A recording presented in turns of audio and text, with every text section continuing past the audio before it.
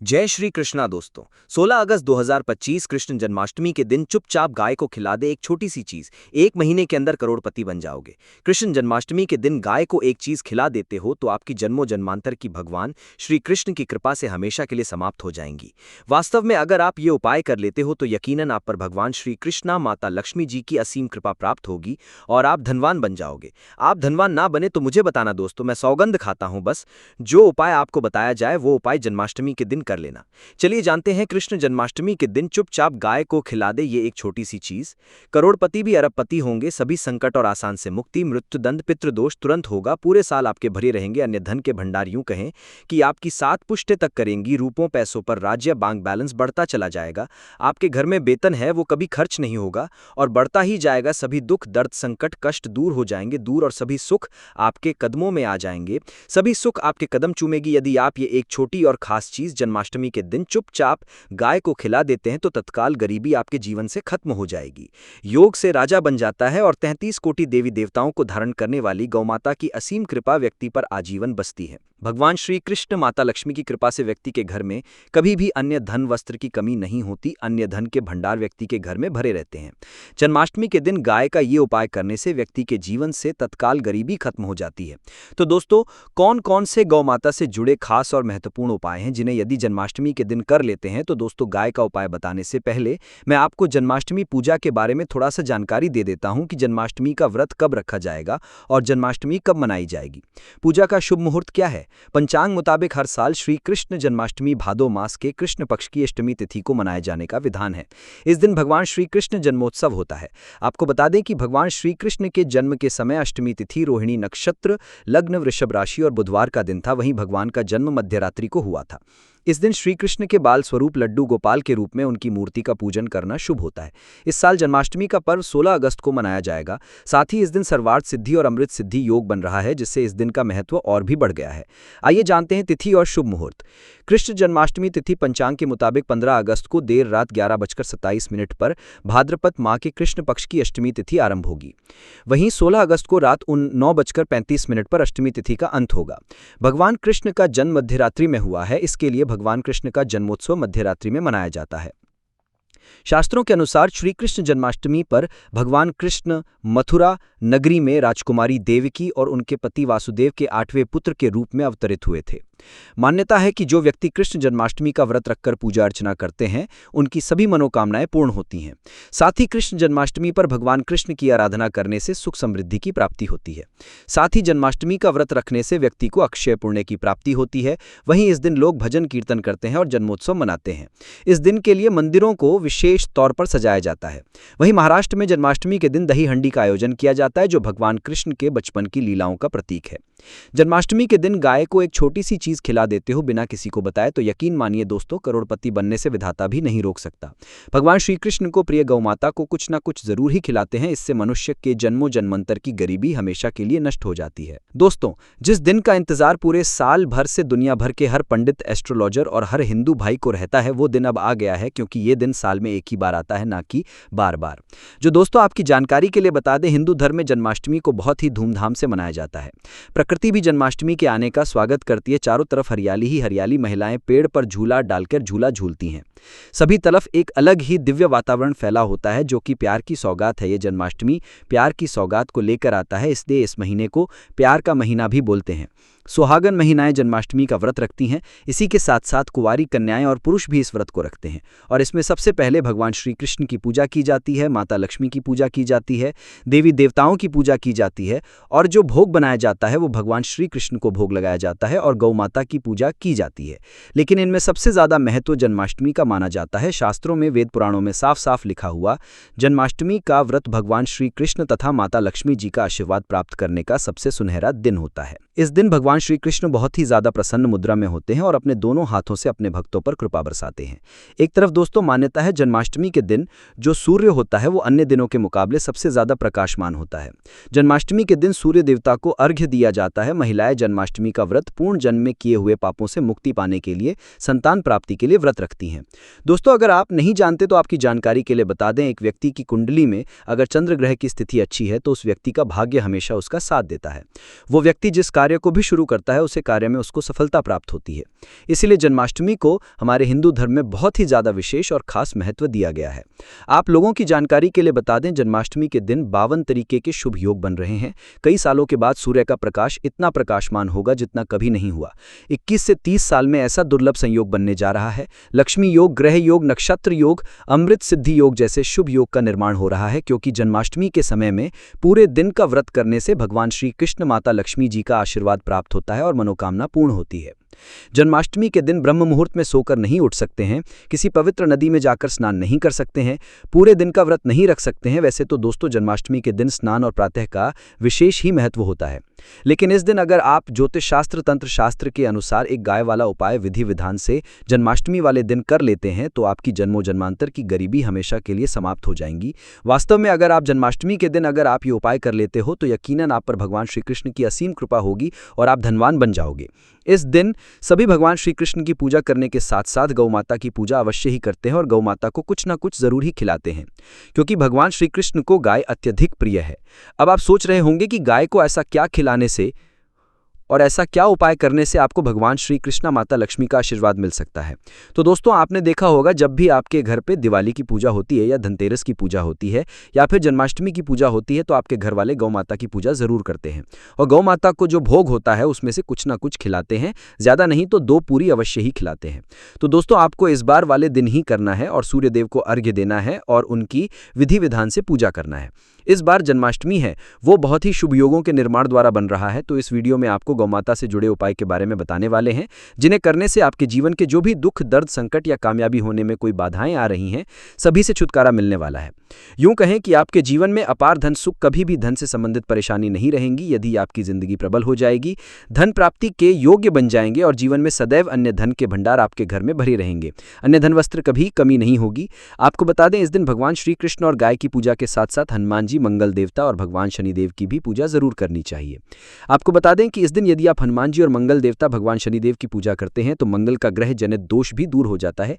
व्यक्ति के जीवन में धन, सुख, संपत्ति की प्राप्ति हो जाती है। समस्त मनोकामना व्यक्ति की पूर्ण हो जाती है। दोस्तों, हमको आप बता दें कि ऐसी ज्ञानवर्धक जानकारी हम आपको पैसों में भी बांट सकते थे, पर हमारे चैनल का मकसद है जनहित में जन कल्याण एवं जनसेवा करना। इसीलिए आपके लिए जो जानकारी बताते हैं वो फ्री में बताते हैं। इसलिए आप इस वीडियो को भी जरूर लाइक करें। और दोस्तों, मैं आपसे एक अनुरोध और करना चाहूंगा कि आप अपनी राशि कमेंट बॉक्स में जरूर डाल दें, जिससे कि आपकी राशि के अनुसार हम आपको कुछ ऐसे उपाय बता सकें जिससे आपको लाभ की प्राप्ति हो, क्योंकि हम राशि से जुड़े उपाय भी आपको बताते हैं। तो आप कमेंट बॉक्स में अपनी राशि हमें जरूर बताएं या अपना नाम बताएं, जिससे आपके लिए कुछ हम ऐसे उपाय बता सकें। साथ में जय गौ माता अवश्य लिखे दोस्तों। साथ ही से एक उपाय तो जरूर करना है। गाय का उपाय बताने से पहले एक उपाय आपको बता दें, इस उपाय को लाइक जरूर करें। क्या करें कि शाम के समय पीपल के पेड़ के नीचे आपको सरसों का चौमुखी दीपक, आटे का दीपक बनाना है। चौमुखी दीपक में आगे की बाती लगाकर सरसों के तेल का दीपक जला देना है। आटे का दीपक बनाएं, चौमुखी तेल डालें, उसमें बाती ही डालें, लाल वाली कलावे की। दीपक जला दें। 4-4 बाती लगाकर चारों दीपक मतलब 4 भाग उसके बन जाए, हर एक भाग को जलाएं और बीच में 2 सबूत फूल वाले लौंग भी डाल दें। फिर देखिए कैसे चमत्कार आपके जीवन में होता है। शाम के समय जलाकर उसे छोड़ें, मनोकामना मांग कर छोड़ दें। दोस्तों, अभी तक अपने चैनल को सब्सक्राइब ना किया हो तो जरूर कर लें, इससे आपको और भी ज्ञानवर्धक जानकारी सीधे माध्यम से प्राप्त हो सके। दोस्तों, यह गौ माता वाला उपाय बहुत ही प्रभावशाली उपाय बताया मैंने आपको। इस उपाय को जरूर करें, बहुत ही लाभकारी उपाय बताया है, बहुत ही आपको लाभ देगा ये उपाय।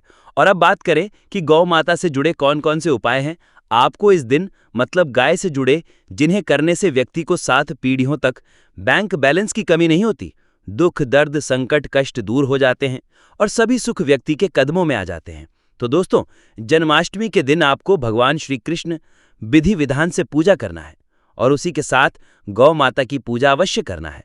और गौ माता को जो भोग जन्माष्टमी पूजा के लिए बनाया गया था, उसे भोग से 2 पूरी जरूर ही खिला देनी है। सूखी पूरी नहीं खिलाना है।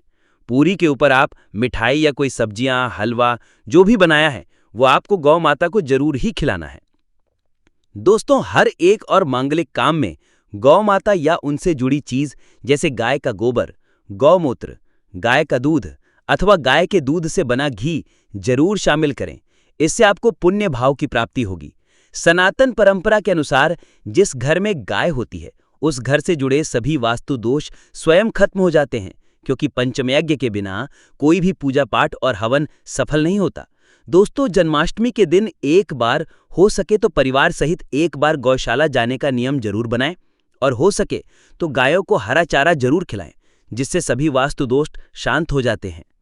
दोस्तों, आपका प्रिय चैनल कभी किसी को भी गलत जानकारी नहीं देगा, इसलिए किसी के बहकावे में ना आए, क्योंकि कुछ लोग ऐसे होते हैं जिन्हें वास्तुशास्त्र का ज्ञान नहीं होता है और इनसे जुड़े दोषों का निदान हो जाता है। गर्मियों में गौ माता को पानी पिलाएं और सर्दी में गौ माता को गुड़ जरूर खिलाएं। ध्यान रखें कि जन्माष्टमी वाले दिन गौ माता को गुड़ जरूर ही खिलाना है। गर्मियों में गाय को गुड़ ना खिलाएं। अनेक देवी देवताओं को अपने शरीर पर धारण करने वाली गौ माता से जुड़े कई शुभ और अशुभ संकेत भी होते हैं।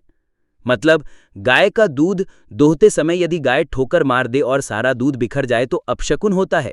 यदि कोई यात्रा पर निकल रहा हो, वो यात्रा जरूर ही सफल होती है, पर और गाय अपने बछड़े को दूध पिलाती सामने आ जाए तो निश्चित रूप से कि यात्रा के लिए आप निकले हैं वो यात्रा आपकी जरूर ही सफल होगी और वो जिसके लिए आप निकले हैं वो जरूर ही सफल होगी ही होगी। यात्रा पर जाते समय गाय की आवाज आना और रात्रि में गाय की हुंकार करना भी शुभ होता है। दोस्तों, साथ ही साथ गाय के साथ आप भूल कर भी ये काम ना करें, अन्यथा मिलता है। जी हाँ दोस्तों, गाय को राष्ट्रीय पशु बनाए जाने और इन्हें मौलिक अधिकार दिए जाने की बात हो रही है तो सवाल उठता है, गाय संस्कृति का अहम हिस्सा है, तभी गाय के साथ लोग खराब व्यवहार कैसे कर लेते हैं और जैसे ही दूध देना बंद कर देती है तो लोग इन्हें उनकी किस्मत पर छोड़ देते हैं, सड़कों पर और गलियों में भटकने के लिए। ऐसे में गौवंश को जीवन को कोई डंडे मारता है तो कोई उन पर पानी डाल देता है, कई बार लग जाती है तो कभी बीमार होकर बेचारी गाय दम तोड़ देती है। ऐसे में जरूरत है इन बातों को जानने की। गाय को लेकर शास्त्रों में क्या कहा गया है, आपको कैसा व्यवहार करना चाहिए। क्या दोस्तों, गाय को कभी भी मारना पीटना नहीं चाहिए। शास्त्रों में गाय को माता का दर्जा दिया गया है। गाय को मारने वाला माता को मारने पीटने के समान पाप का भागी समझा जाता है। नरक लोक में वर्षों तक कष्ट भोगना पड़ता है। अगले जन्म पशु योनि में मिलता है कि गौतम मुनि ने गलती से गाय को डंडा मार दिया था, जिस गाय की मृत्यु हो गई थी, और इस पाप से मुक्ति के लिए इन्हें वर्षों तक तपस्या करनी पड़ी थी।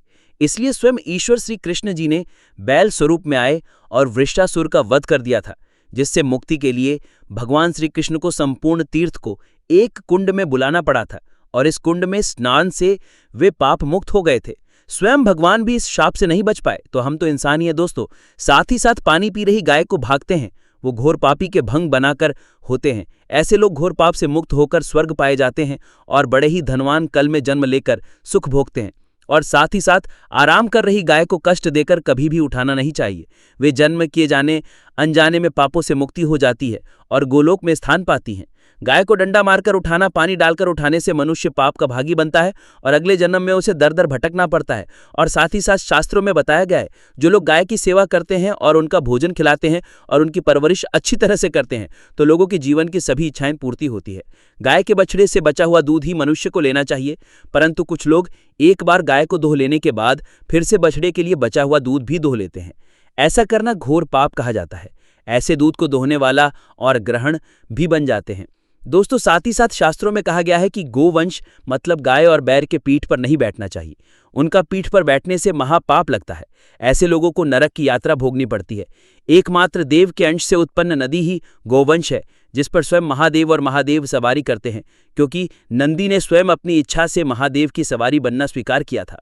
और साथ ही साथ शास्त्रों में गाय के दान को बहुत ही महत्व दिया गया है, परंतु ऐसी गाय का दान कभी नहीं करना चाहिए जो बूढ़ी और बीमार हो। कठोर उपनिषद में नचिकेता की कथा भी इस संदर्भ में है कि जिस नचिकेता ने पिता द्वारा बूढ़ी गाय को दान करने पर आपत्ति जताई थी।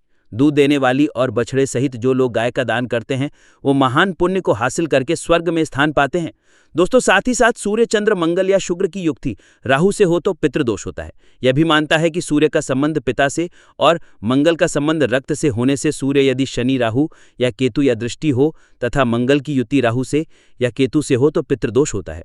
इस दोष से जीवन संघर्ष में बन जाता है। यदि पितृदोष हो तो गाय को प्रतिदिन या जन्माष्टमी के दिन रोटी, गुड़, चारा आदि खिलाने से पितृदोष।